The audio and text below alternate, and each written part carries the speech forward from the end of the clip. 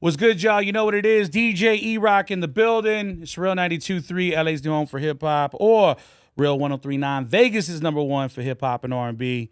It's the basement. I got a very, very, very good friend in the building. My guy, G Perico, is in the building, man. How you feeling? You good? Man, I'm feeling awesome. I mean, yo, how you dealing with the Vegas heat? It's hot out here right now, bro. I mean, a few weeks ago, it was like when we was out here for the fight, it was You were baking. like 20 degrees. Whew. So I could deal with this today. It's actually not that bad today. You know, it's like, I want to say it's like, what, 102, but it's a little humid. So, you know, it's a little musty. You know, Vegas must ain't the look, man. How many days would you say is like your maximum stay out here before you're like, yo, all right, I need to get the fuck out of here. I need to get back to LA. Oh, maybe like 3.5, 4 on a good one, on a good trip. Yeah. Define a good trip in Vegas. Definitely partying, eating, shopping, and drinking. I don't drink no more, so that's out. But I mean, the drinking was a huge part of it. Of course. One day is just recovery day. Just in the room, AC on high. You ever got one of them IVs before out here? Yeah. Definitely. Them things work. For sure. They really work, you know? You're here in Vegas.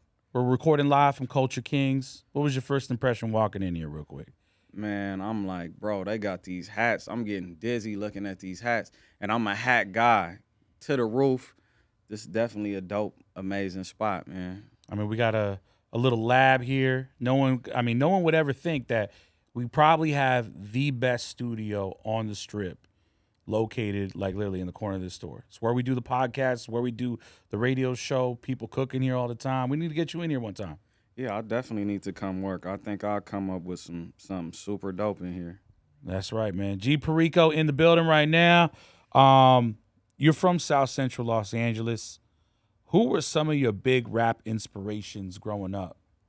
Big rap inspirations, like it goes from, I'm so much of a like music connoisseur. I just love music, bro. Any kind of music, any genre, just anything with that bounce. So, like, I go from like Snoop to Sade, Erykah Badu, like really inspired by, you know, these people's success and what they bring to the culture. Cube, Lil Wayne, Juvenile, Nip, like, you know, even like a lot of my peers I was inspired by and still inspired by, you know. I just love the culture, man. So, you know, hip-hop turned 50 today as we're recording this episode. So depending on when you're watching this, okay, you know, it's hip-hop's birthday right now. Happy birthday. Is there a particular moment that you could share with me or with the audience on when was that first time where you fell in love with hip-hop? Driving in the car, my stepfather and my uncle used to always drive around. Really, my stepdad. I don't never know where we was going. Like, where are we going? Shut up and ride. We'd be in the car for hours listening to, I knew the whole De La Soul 3 Feet High and Rising album. That was one of his favorite projects, which, like, you know, not by choice, but became one of mine from knowing every single word from, like, De La Soul, Tribe Called Quest, Ice Cube, Paperboy, Diddy, Tupac, just all these different artists. Snoop, I already said Snoop, right? Yeah. Like when he turned into the dog on the video, I'm a little kid. Like my first memories was this. You know what I mean? So, yeah. Like as far as I can remember, I've just been a fan of the culture. You know, my uncle did music. They played a lot of music in my family. So, you know, like my first memories was that. So let me ask you this. I know it was a tough one to answer.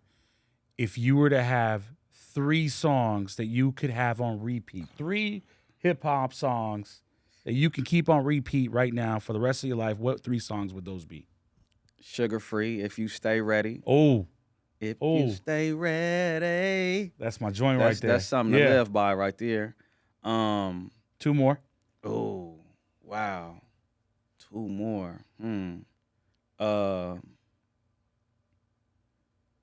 Uh, Damn, that's a hard choice, bro. It's like a million songs in my head right now. But there's two that stand out. Two that hit you where it counts. Like, you know, like, yo, I could listen to this every damn day for the rest of my life.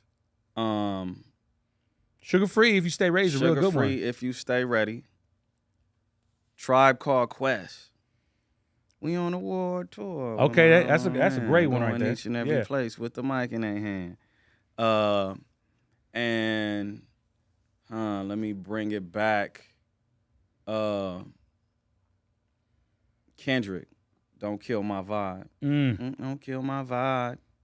Those are good ones right there. Yeah. You know, we have a very broad audience that's watching right now. People obviously here in Vegas. We got people back home in LA. Yeah. We got people in Australia, you know, that are tapping in right now. People that are definitely meeting you for the first time through this. For certain. How would you describe the G Perico sound? It's I call it progressive gangster music. It's like a jazzy bounce. Okay. You know, just street jazz music. You know what I mean? Hip hop jazzy, or gangster rap jazzy, however you want to title it. And what inspired you to take your music to be progressive gangster music? Like, you know, what were the elements that like kind of drove you into that direction? Around the time I started making music, it was just like, just create something to get on. Mm-hmm. So I was just all over the place with it. And then I just sat down and was like, what's some of my favorite things, what I like about music, what I enjoy about it, like. And I love the songs with like that's musical, you know what I mean, but open at the same time. And then around the time when I was coming up with it, I was listening to a lot of jazz, you know what I mean, and we just meshed it together. Like me and Dupree kind of like created it together. And then, you know, other producers stepped in and helped us take it a little bit further. That's what's up. Yeah.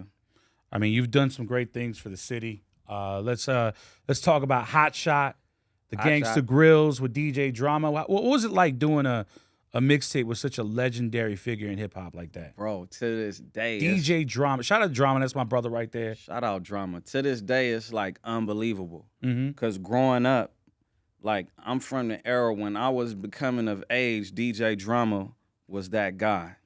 Yeah. You know what I mean? And like from the Jeezy, Lil Wayne, 2 Chainz, just all these different artists that had like classic moments, classic projects, and just classic legendary people in the game he was working with and, you know, assisting on their path to greatness. So it was just like, and just him being great and a legend is just super unbelievable. Like, even when I knew that I was doing it, I still didn't believe it. I be pinching myself because it don't feel real. Like, I got Drama on call, Lake Sheezy on call, and I remember hearing these names on the tapes.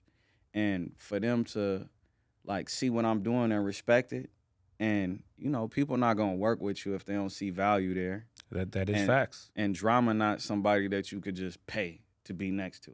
That's true. It's a real brand. So, you know, just him respecting what I'm doing, like, is like, I've just been in awe, like, you know what I mean? I'm hearing rumors that we might have a Hot Shot 2. Is that true? Hot Shot 2 is definitely true. It's true. Okay. Yeah, it's true. And so it's not a rumor. Like we confirming it right now. Yeah, it's on the way. Yeah. I mean, what can we expect with that? Hot Shot 2, just the way that I'm approaching the songs, like, I feel like is just classic. Like, it's clear, it's understandable, it's like defining the culture, it's defining myself as an artist, the brand of G Perico, what I represent, where I'm from, what I've been through, how I see the world, how I feel things, where I'm at currently, you know, what got me there is just like basically kind of like a, you know, an intro to the biography. For sure. You know what I mean? Well, I'm excited for that. Yeah. Definitely. And I know a lot of people that are watching are definitely even just as excited as me, you know. You know, we've been acquaintances, and I think like probably this is the first time when like, you know, we've been able to sit down and have a conversation. No new music, no. Yeah. It's not a mixer meeting. Right, You know what I'm right. saying? Them mixer meetings were fucking wild back in the day. That was back in 2017, and you've came a long way. You know, I want to give you your flowers, man. I love, you know, seeing the growth, seeing the journey. I was told the other day, and this is amazing to even talk about this, that you are headlining the Novo Yeah. for your first time. When is that going down, by the way? Novo, November 17th, all ages. Doors open at 9 o'clock. I mean, how does that feel? Because I feel like when you headline the Novo, like that's like a real big statement when you're in LA and you're from LA. Yeah, You know what I mean? The Novo is like it. You know what I mean? for sure. I mean, it feel amazing because, like, I never really thought that I would be doing this. So, you know, a legendary spot like that, like the Novo, it's a spot where, like Kanye been in the Novo performing. You know what I mean?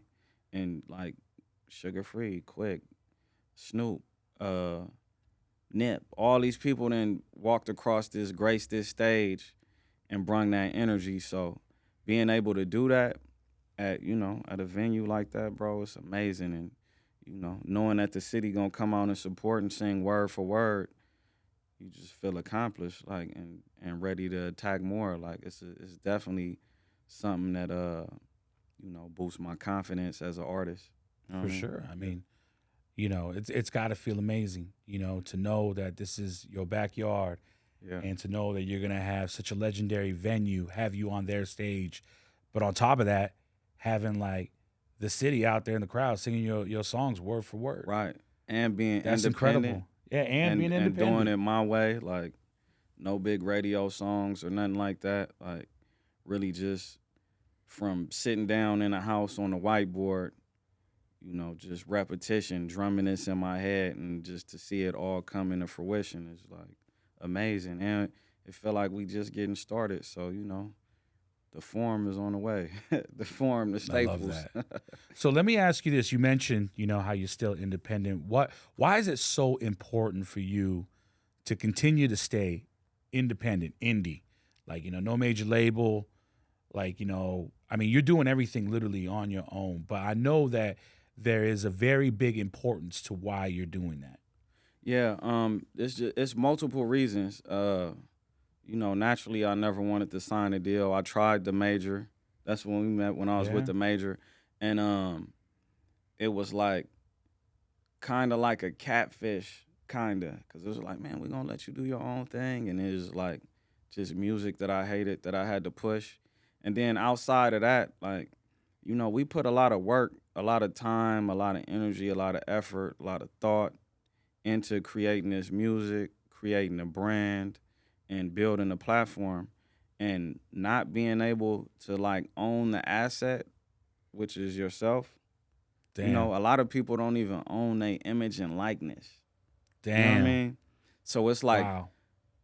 you know, you could have a picture of yourself and don't even own it. You know what I mean? And can't do nothing with it, and really don't make a dollar off of it. And, you know, like labels, probably not every label, but majority of these labels find a way where you continuously stay in the hole. And it's like, you know, dealing with the industry coming from the inner city, it's a lot of things that you go through mentally, spiritually, emotionally, physically, a lot of relationships that, you know, get drained or broken along the way. And, you know, not being able to, you know, own the asset at the end of the day.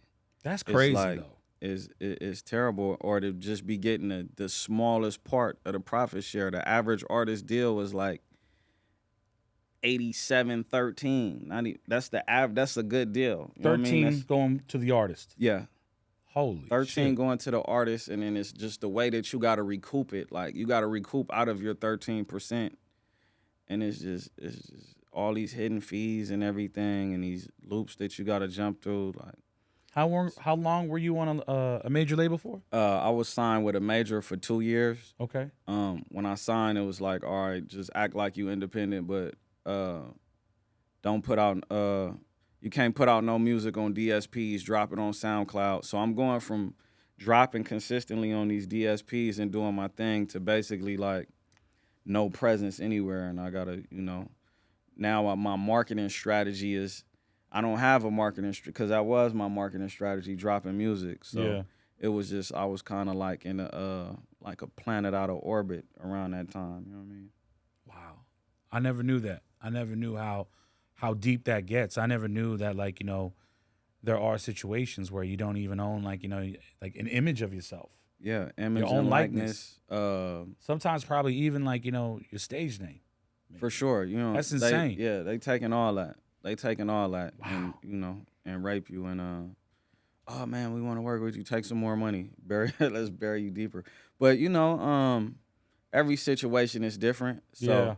So it works for that 1 percentile, 2 percentile, but it's hundreds of thousands of artists, and being independent, like you pretty much in control of your own destiny, and you may have a plan that's not typical, that's not the cookie cutter standard thing. Like when you sign, everything gotta line up to industry standard. You know what I mean? In order for it to work, or in order for them to even press you or push you. Yeah. In order for your budget to get opened up, you still gotta jump through these same loops and do all the same work that you would have to do as an indie artist. And it's just the way that the game and the culture and the world is set up now. Like you could do everything through the internet and make a real good living touring and streaming. 20 million streams is like a little bit more than $100,000. It sounds crazy, but it's people.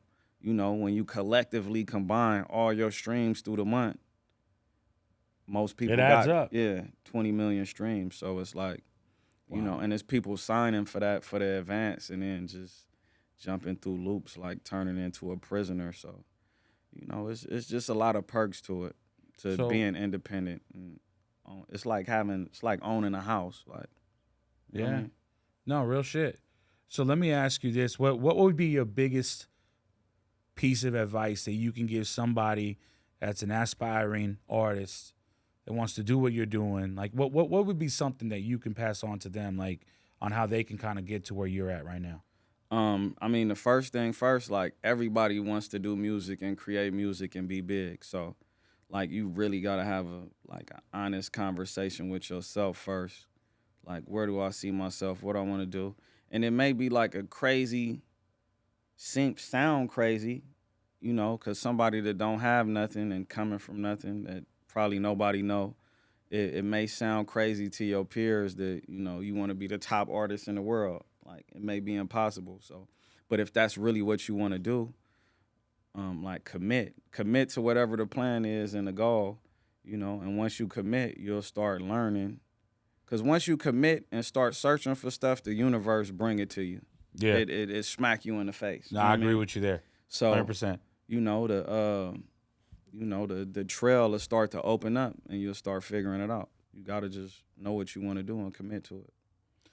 What's your studio process like? Like when you're in the lab and you start cooking, like, I mean, do you have like a certain ritual that you do? Like, I know certain people will go on airplane mode. Some people, I remember I interviewed Pusha T, and he was telling me when he went through sessions with It's Almost Dry, like he had Batman or the Joker movie playing in the background to kind of push that vibe, like that darkness that he wanted to transcend in his music. But do you have rituals or things that you do when you're in the lab that help you push the sound forward? Yeah, like when I come in, I just jam out. I connect my phone to the aux and just play just a load of different records from like every genre outside of my genre and outside of like the current music.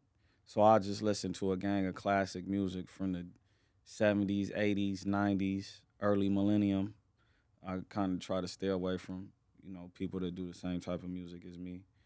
And, I get inspired by that and ideas from that, and my juices get to flowing, and then, we start going through the beats. If You it's catch a beats, vibe. yeah, if it's beats already made, or I may hear something that just spark an idea for me and be like, all right, load something up, let's go. And then I get to going, Some days I run through a lot of songs. Some days I run through a half a verse. You know what I mean? It's, I just like to, as long as I lay a brick every day, I'm good. I mean, is that something that you do? Like you're in the studio every single day? Well, I got the studio in the house, in my Yeah. office, and I got a portable. So Okay. like I'm on deck pretty much everywhere I'm at. And if I'm not, I voice memo ideas. Like I haven't wrote in years. I haven't wrote since me and Nip did that joint Basic Instinct. So, cause when I used to write and I didn't record it then, I come back to it, I'll be looking at it like, damn, how did I say it? You know what I mean? Yeah. So I can see I that. just stopped writing completely, and if I got like a super dope idea, I'll record it in my voice memo so I know exactly how I said it and lay it down. You just mentioned, the late great Nipsey Hussle, R.I.P. Yeah. What was your biggest takeaway working with Nipsey? Like, what would something, that really stands out that you're like, you know what, man, that was the quality that really stood out to me, and that's something I'm gonna take and make Like and take it and execute that, moving forward. like Nip was just like a real man, like driven, and just very to the point. Like he knew what he wanted to do. And what I like took from him the most was like just to not be in a rush, but have urgency. You know what I mean? And That's a bar right there. and just be purposeful of, what you doing. Like be direct and be doing it for a reason. You know what I mean? That's what I took from Nip. Like, it gotta have purpose. What's the story? What's the point behind this? And why do people wanna, which makes people wanna listen to you and buy into you with, all these different artists. Cause it's hard to cut through, even on a small level. Cause there's so many people on every level, so much noise. Everybody rap, everybody do music, everybody do something. Like if you walked outside right now and told a female you rap, she'd be like, oh, my little brother raps. My father raps. My uncle raps. That's You know what I facts. mean? It's My true. cousin raps. My sister raps. Check out this. It's true. So it's like you definitely gotta have a purpose behind it. And that's what I took from him. Like just really be purposeful, and execute. For sure. Let's talk about this new body of work that just released not too long ago, 7 Figures Later. 7 figures later. Tell me about that real quick. Man, it's like I'm starting back on my flood, on the $1 Million Flood. So this is basically the intro. I'm gonna just drop something every week for the rest of the year, like whether it's a song or a project. And this was the intro. And 7 Figures Later is like when I started the first flood in 2021, the end of 2020, I was really hurting, like just transitioning from everything, like. I wasn't like really doing good financially. Like, had to move out my house. Is that because of the pandemic or? Nah, the pandemic saved me. But when going into the pandemic, I was damn near flat broke, bro. I had like $8,000 with like $15,000 worth of bills. You know what I mean? Wow, yeah. And I had to give a gang of stuff back, man. Like my pride, like I had to swallow the ego and the pride and redefine myself again. And 7 Figures Later is basically just me letting them know. That's why in one of the songs, 2019, I went broke. Now I'm back way better than before. Like just all the work that I put in, which was like, it had the purpose to it.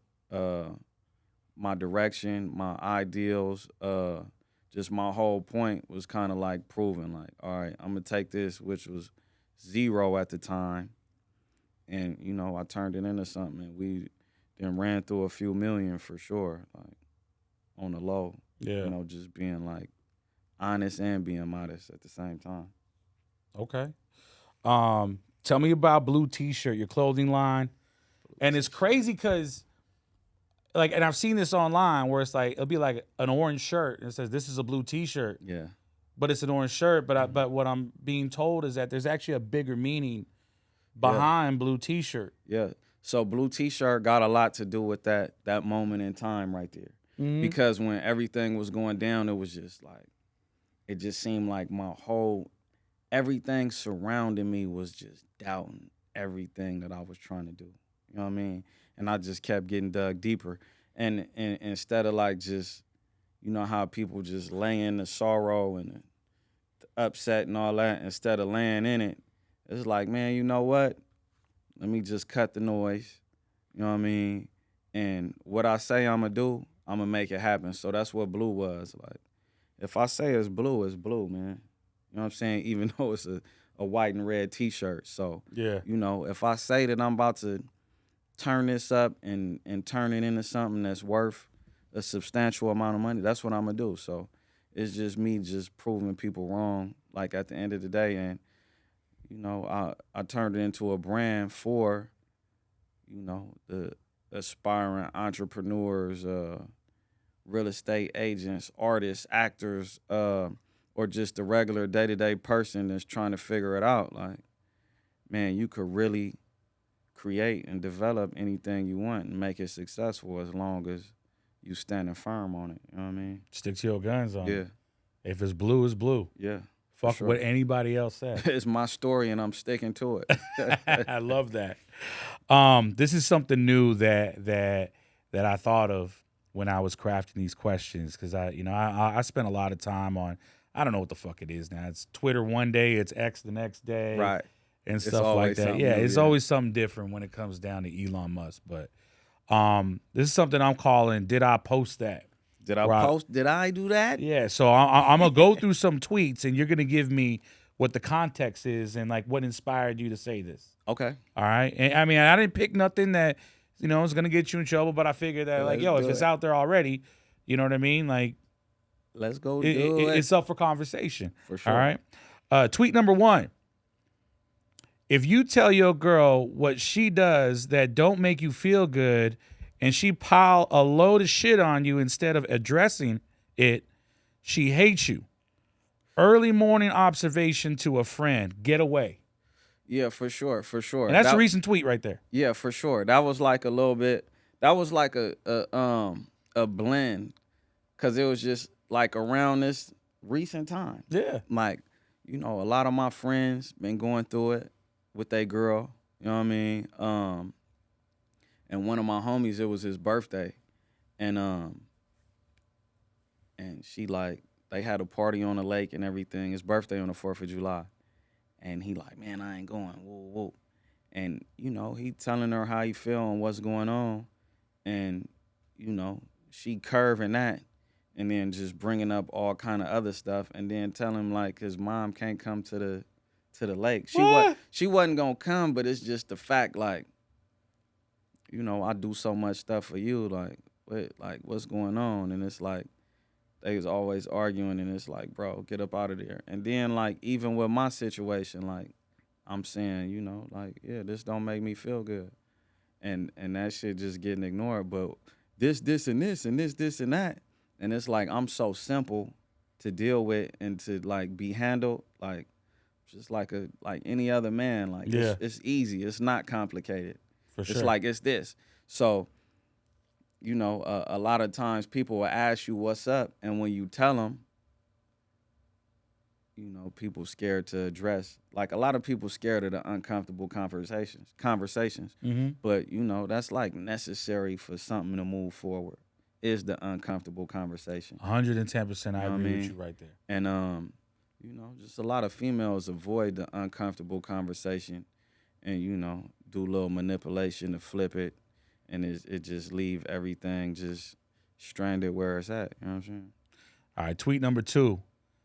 Some people are either too selfish or too prideful to notice or accept someone or something that's trying to empower them. Don't get in your own way out here. For sure. And that's like, that gotta, like, I try to help a lot of people.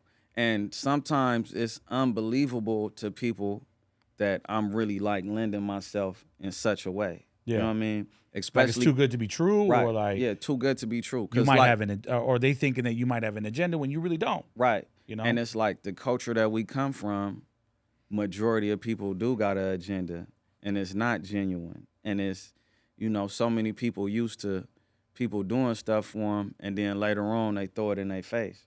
And, you know, I don't live like that's lame to me. You know what I'm saying? So, you know, when I try to help people and they don't take advantage of it, or, you know, may even consider themselves in competition with me or like comparison, I also hate that. It's like, Trash. we can't compare. I get it. Yeah. My life is this. I've been through this. We may be from the same area. We may not be. But it's like I got a totally different, we in the same arena, but totally different experience.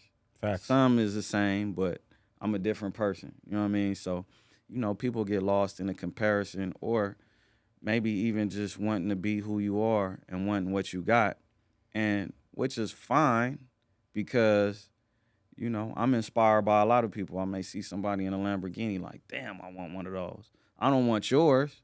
I want to get me one. You know what I'm saying? Yeah. So, you know, I like to, when I'm dealing with people, I'm not going to give you mine. I'm going to give you the game that I got To in where you order can get for yours. you to get your own. Yeah. Like, even with females, give me some money. Man, forget some money. I'm going to give you the game where you could keep getting money. I'm going to teach you know how what I to mean? fish Yeah. so you can eat forever. Right. But a lot of people don't want that. No. You know what I mean? I've definitely been through that a lot.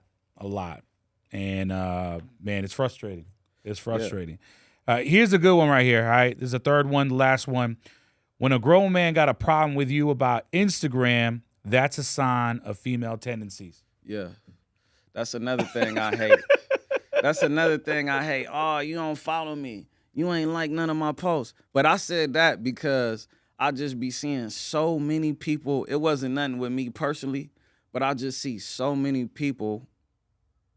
Oh, you in the stories, but ain't liking no pics. What's up with? It's like, bro, like, first of all, what are you on Instagram for anyway? Yeah. All right, somebody liked your pic. Now, all right, how does that change anything in your life, your day, or anything going on with you as a man?